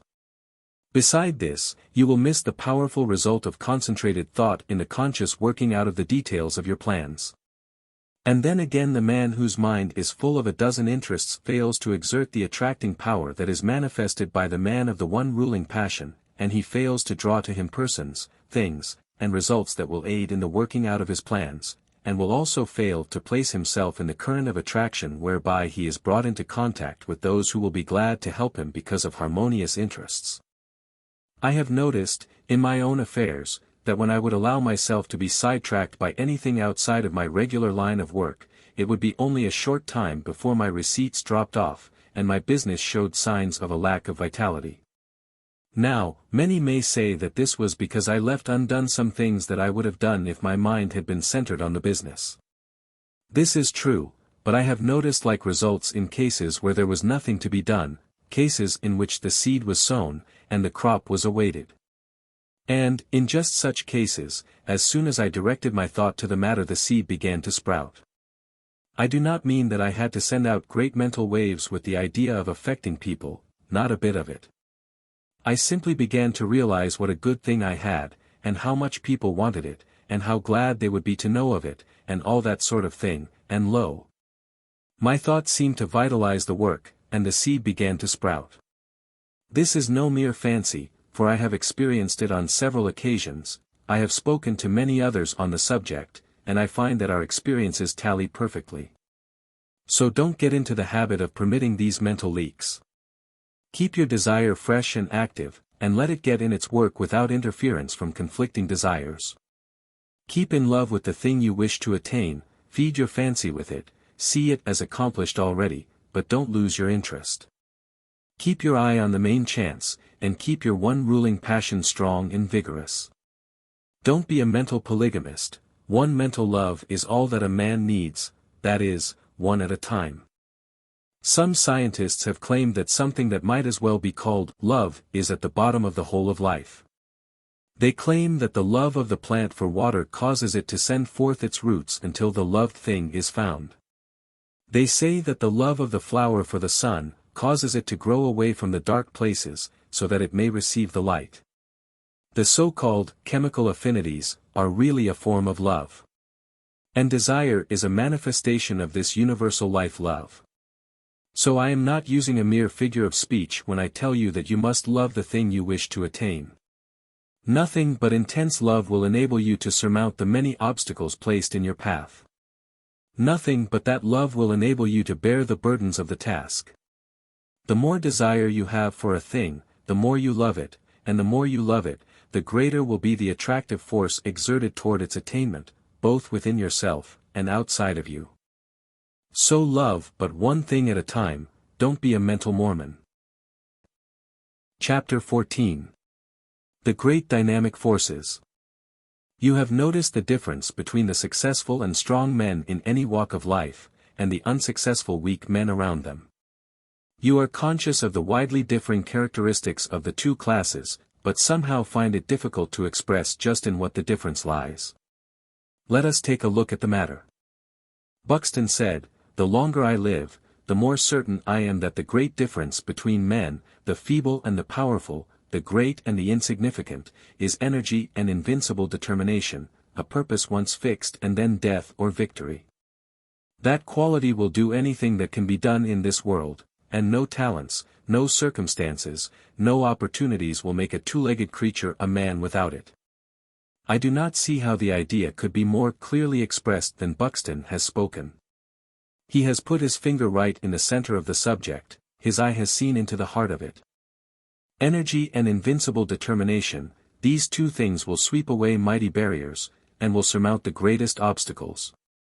And yet they must be used together. Energy without determination will go to waste. Lots of men have plenty of energy, they are full to overflowing with it, and yet they lack concentration. They lack the concentrated force that enables them to bring their power to bear upon the right spot. Energy is not nearly so rare a thing as many imagine it to be.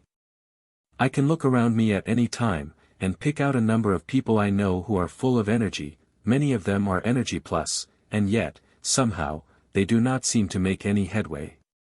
They are wasting their energy all the time. Now they are fooling with this thing, now meddling with that.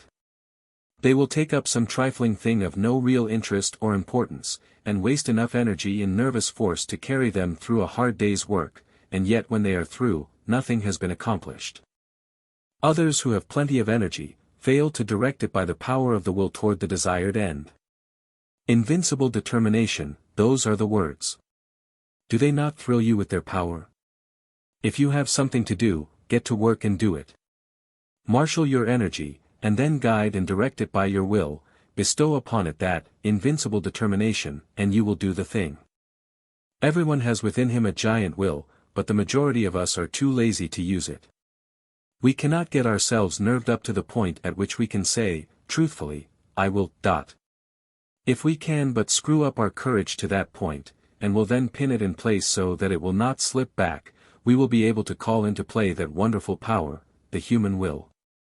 Man, as a rule, has but the faintest conception of the power of the will, but those who have studied along the occult teachings, know that the will is one of the great dynamic forces of the universe, and if harnessed and directed properly it is capable of accomplishing almost miraculous things. Energy and invincible determination, aren't they magnificent words? Commit them to memory, press them like a die into the wax of your mind, and they will be a constant inspiration to you in hours of need. If you can get these words to vibrating in your being, you will be a giant among pygmies. Say these words over and over again, and see how you are filled with new life, see how your blood will circulate, how your nerves will tingle. Make these words a part of yourself, and then go forth anew to the battle of life, encouraged and strengthened. Put them into practice. Energy and invincible determination, let that be your motto in your workaday life, and you will be one of those rare men who are able to do things. Many persons are deterred from doing their best by the fact that they underrate themselves by comparison with the successful ones of life, or rather, overrate the successful ones by comparison with themselves. One of the curious things noticed by those who are brought in contact with the people who have arrived is the fact that these successful people are not extraordinary after all.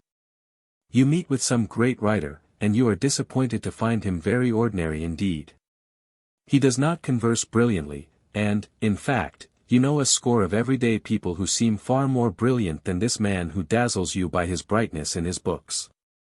You meet some great statesman, and he does not seem nearly so wise as lots of old fellows in your own village, who waste their wisdom upon the desert air.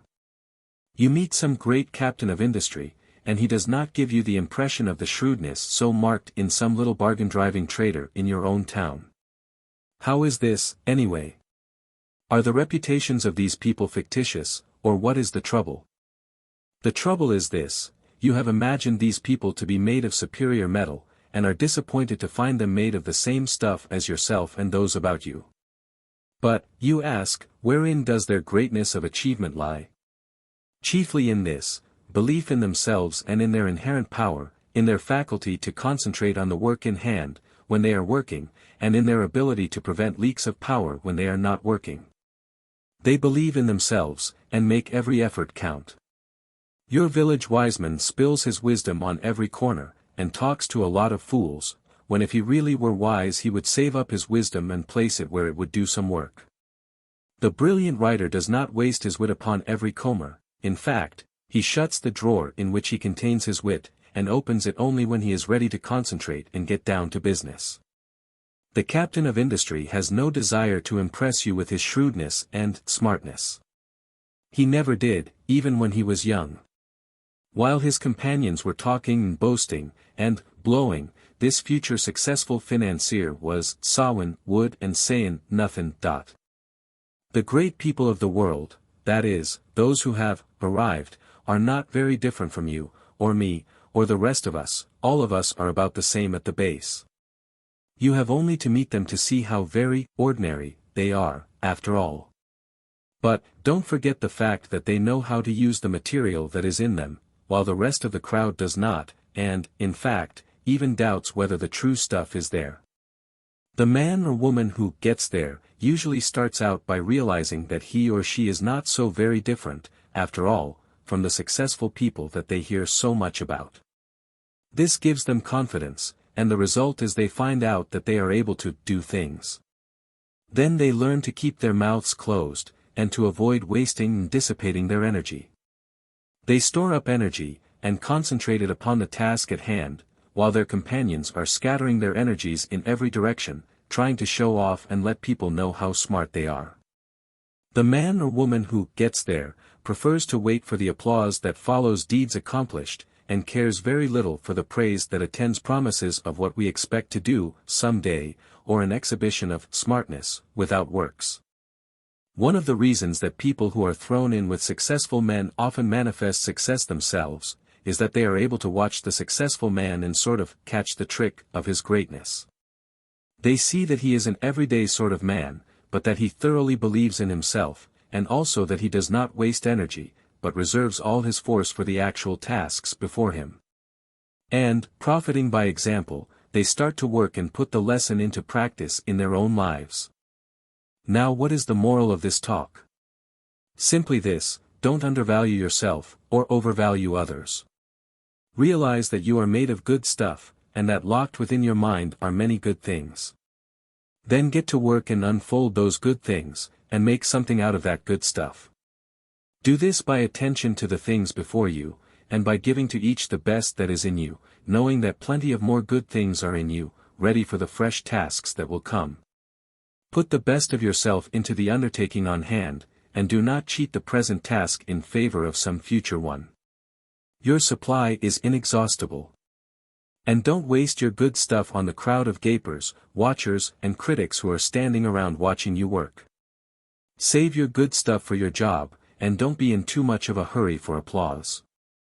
Save up your good thoughts for copy, if you are a writer. Save up your bright schemes for actual practice, if you are a businessman. Save up your wisdom for occasion, if you are a statesman, and, in each case, avoid the desire to scatter your pearls before the gaping crowd that wants to be entertained by a free show. Nothing very high about this teaching, perhaps, but it is what many of you need very much. Stop fooling, and get down to business. Stop wasting good raw material, and start to work making something worthwhile. Chapter 15. Claiming your own. In a recent conversation, I was telling a woman to pluck up courage and to reach out for a certain good thing for which she had been longing for many years, and which, at last, appeared to be in sight. I told her that it looked as if her desire was about to be gratified, that the law of attraction was bringing it to her. She lacked faith, and kept on repeating, "Oh, it's too good to be true, it's too good for me." She had not emerged from the worm of the dust stage, and although she was in sight of the promised land she refused to enter it because it was too good for her. I think I succeeded in putting sufficient ginger into her to enable her to claim her own, for the last reports indicate that she is taking possession. But that is not what I wish to tell you. I want to call your attention to the fact that nothing is too good for you, no matter how great the thing may be, no matter how undeserving you may seem to be. You are entitled to the best there is, for it is your direct inheritance. So don't be afraid to ask, demand, and take. The good things of the world are not the portion of any favored sons. They belong to all, but they come only to those who are wise enough to recognize that the good things are theirs by right, and who are sufficiently courageous to reach out for them. Many good things are lost for want of the asking. Many splendid things are lost to you because of your feeling that you are unworthy of them. Many great things are lost to you because you lack the confidence and courage to demand and take possession of them. None but the brave deserves the fair, says the old adage, and the rule is true in all lines of human effort. If you keep on repeating that you are unworthy of the good thing, that it is too good for you, the law will be apt to take you at your word and believe what you say. That's a peculiar thing about the law: it believes what you say, it takes you in earnest. So beware what you say to it, for it will be apt to give credence. Say to it that you are worthy of the best there is, and that there is nothing too good for you, and you will be likely to have the law take you in earnest, and say, I guess he is right, I'm going to give him the whole bake shop if he wants it, he knows his rights, and what's the use of trying to deny it to him? But if you say, oh, it's too good for me, the law will probably say, well, I wouldn't wonder but what that is so. Surely he ought to know, and it isn't for me to contradict him. And so it goes. Why should anything be too good for you? Did you ever stop to think just what you are? You are a manifestation of the whole thing, and have a perfect right to all there is. Or, if you prefer it this way, you are a child of the infinite, and are heir to it all.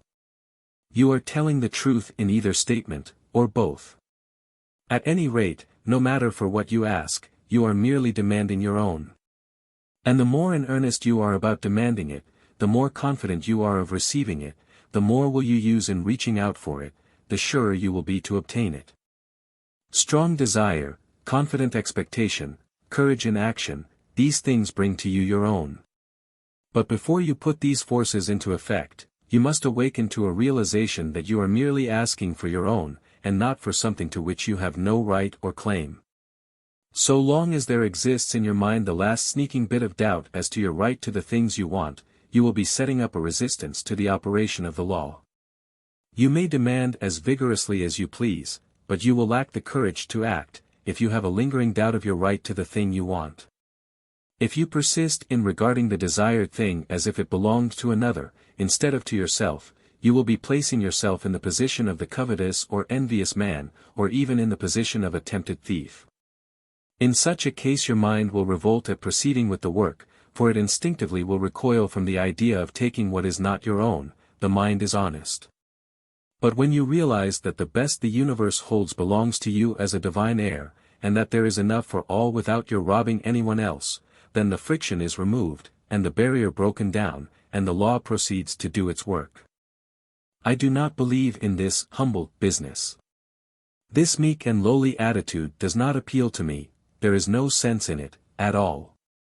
The idea of making a virtue of such things, when man is the heir of the universe, and is entitled to whatever he needs for his growth, happiness and satisfaction. I do not mean that one should assume a blustering and domineering attitude of mind, that is also absurd, for true strength does not so exhibit itself. The blusterer is a self-confessed weakling, he blusters to disguise his weakness. The truly strong man is calm, self-contained, and carries with him a consciousness of strength which renders unnecessary the bluster and fuss of assumed strength. But get away from this hypnotism of humility, this meek and lowly attitude of mind. Remember the horrible example of Uriah Heep, and beware of imitating him. Throw back your head, and look the world square in the face. There's nothing to be afraid of, the world is apt to be as much afraid of you, as you are of it, anyway. Be a man, or woman, and not a crawling thing. And this applies to your mental attitude, as well as to your outward demeanor. Stop this crawling in your mind. See yourself as standing erect and facing life without fear, and you will gradually grow into your ideal. There is nothing that is too good for you, not a thing. The best there is not beginning to be good enough for you, for there are still better things ahead. The best gift that the world has to offer is a mere bauble compared to the great things in the cosmos that await your coming of age. So don't be afraid to reach out for these playthings of life, these baubles of this plane of consciousness. Reach out for them, grab a whole fistful, play with them until you are tired, that's what they are made for, anyway. They are made for our express use, not to look at, but to be played with, if you desire. Help yourself. There's a whole shopful of these toys awaiting your desire, demand and taking. Don't be bashful. Don't let me hear any more of this silly talk about things being too good for you. Pshaw! You have been like the emperor's little son thinking that the tin soldiers and toy drum were far too good for him, and refusing to reach out for them. But you don't find this trouble with children as a rule. They instinctively recognize that nothing is too good for them. They want all that is in sight to play with, and they seem to feel that the things are theirs by right. And that is the condition of mind that we seekers after the divine adventure must cultivate. Unless we become as little children we cannot enter the kingdom of heaven. The things we see around us are the playthings of the kindergarten of God, playthings which we use in our game tasks. Help yourself to them, ask for them without bashfulness, demand as many as you can make use of, they are yours. And if you don't see just what you want, ask for it, there's a big reserve stock on the shelves, and in the closets. Play, play, play, to your heart's content. Learn to weave mats, to build houses with the blocks, to stitch outlines on the squares, play the game through, and play it well.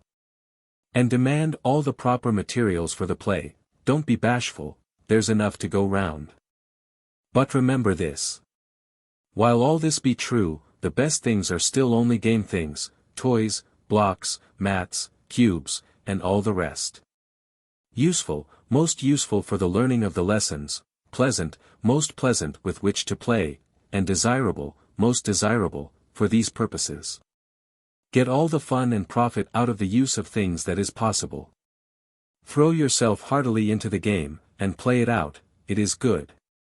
But, here's the thing to remember, never lose sight of the fact that these good things are but playthings, part of the game, and you must be perfectly willing to lay them aside when the time comes to pass into the next class, and not cry and mourn because you must leave your playthings behind you. Do not allow yourself to become unduly attached to them, they are for your use and pleasure, but are not a part of you, not essential to your happiness in the next stage. Despise them not because of their lack of reality, they are great things relatively, and you may as well have all the fun out of them that you can. Don't be a spiritual prig, standing aside and refusing to join in the game. But do not tie yourself to them, they are good to use and play with, but not good enough to use you and to make you a plaything. Don't let the toys turn the tables on you. This is the difference between the master of circumstances and the slave of circumstances.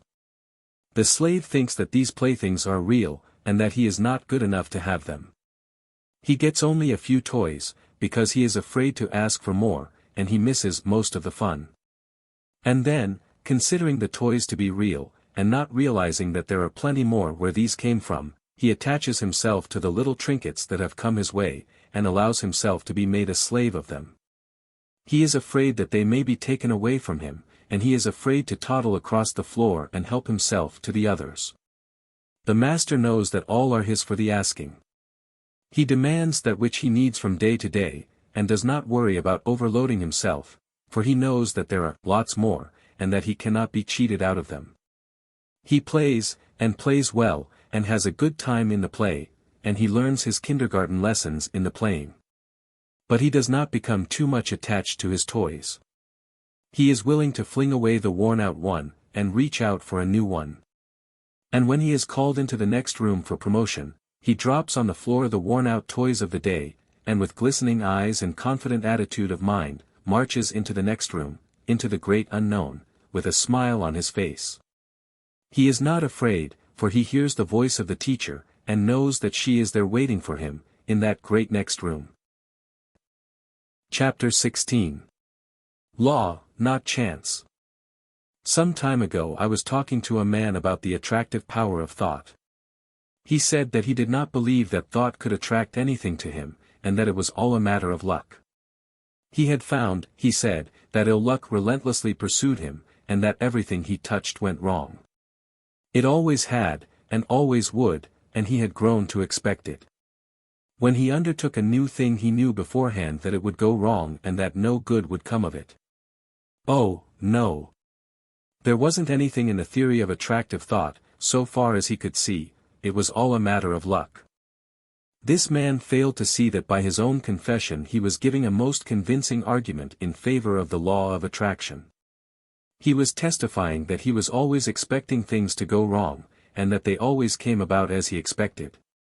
He was a magnificent illustration of the law of attraction, but he didn't know it, and no argument seemed to make the matter clear to him.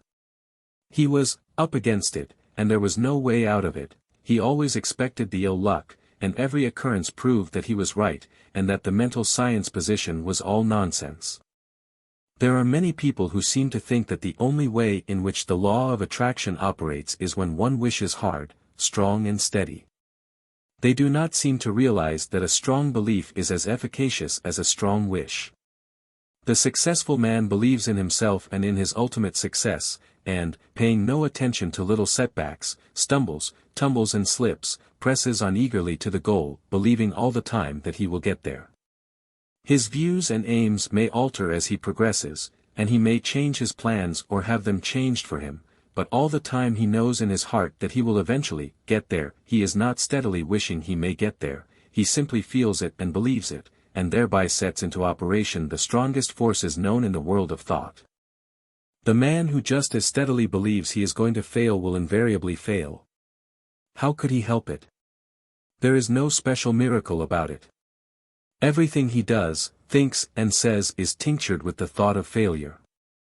Other people catch his spirit, and fail to trust him or his ability, which occurrences he in turn sets down as but other exhibitions of his ill luck, instead of ascribing them to his belief and expectation of failure. He is suggesting failure to himself all the time, and he invariably takes on the effect of the autosuggestion. Then, again, he by his negative thoughts shuts up that portion of his mind from which should come the ideas and plans conducive to success and which do come to the man who is expecting success because he believes in it. A state of discouragement is not the one in which bright ideas come to us. It is only when we are enthused and hopeful that our minds work out the bright ideas which we may turn to account. Men instinctively feel the atmosphere of failure hovering around certain of their fellows, and on the other hand recognize something about others which leads them to say, when they hear of a temporary mishap befalling such a one, "Oh, he'll come out all right somehow, you can't down him." It is the atmosphere caused by the prevailing mental attitude. Clear up your mental atmosphere. There is no such thing as chance. Law maintains everywhere, and all that happens because of the operation of law. You cannot name the simplest thing that ever occurred by chance, try it, and then run the thing down to a final analysis, and you will see it as the result of law. It is as plain as mathematics. Plan and purpose, cause and effect. From the movements of worlds to the growth of the grain of mustard seed, all the result of law. The fall of the stone down the mountainside is not chance, forces which had been in operation for centuries caused it. And back of that cause were other causes, and so on until the causeless cause is reached. And life is not the result of chance, the law is here, too. The law is in full operation whether you know it or not, whether you believe in it or not. You may be the ignorant object upon which the law operates, and bring yourself all sorts of trouble because of your ignorance of or opposition to the law. Or you may fall in with the operations of the law, get into its current, as it were, and life will seem a far different thing to you. You cannot get outside of the law, by refusing to have anything to do with it. You are at liberty to oppose it and produce all the friction you wish to, it doesn't hurt the law, and you may keep it up until you learn your lesson. The law of thought attraction is one name for the law, or rather for one manifestation of it. Again I say, your thoughts are real things. They go forth from you in all directions, combining with thoughts of like kind, opposing thoughts of a different character, forming combinations, going where they are attracted, flying away from thought centers opposing them. And your mind attracts the thoughts of others, which have been sent out by them consciously or unconsciously. But it attracts only those thoughts which are in harmony with its own. Like attracts like, and opposites repel opposites, in the world of thought. If you set your mind to the keynote of courage, confidence, strength and success, you attract to yourself thoughts of like nature, people of like nature, things that fit in the mental tune. Your prevailing thought or mood determines that which is to be drawn toward you, picks out your mental bedfellow. You are today setting into motion thought currents which will in time attract toward you thoughts, people and conditions in harmony with the predominant note of your thought. Your thought will mingle with that of others of like nature and mind, and you will be attracted toward each other, and will surely come together with a common purpose sooner or later, unless one or the other of you should change the current of his thoughts. Fall in with the operations of the law. Make it a part of yourself. Get into its currents. Maintain your poise. Set your mind to the keynote of courage, confidence and success.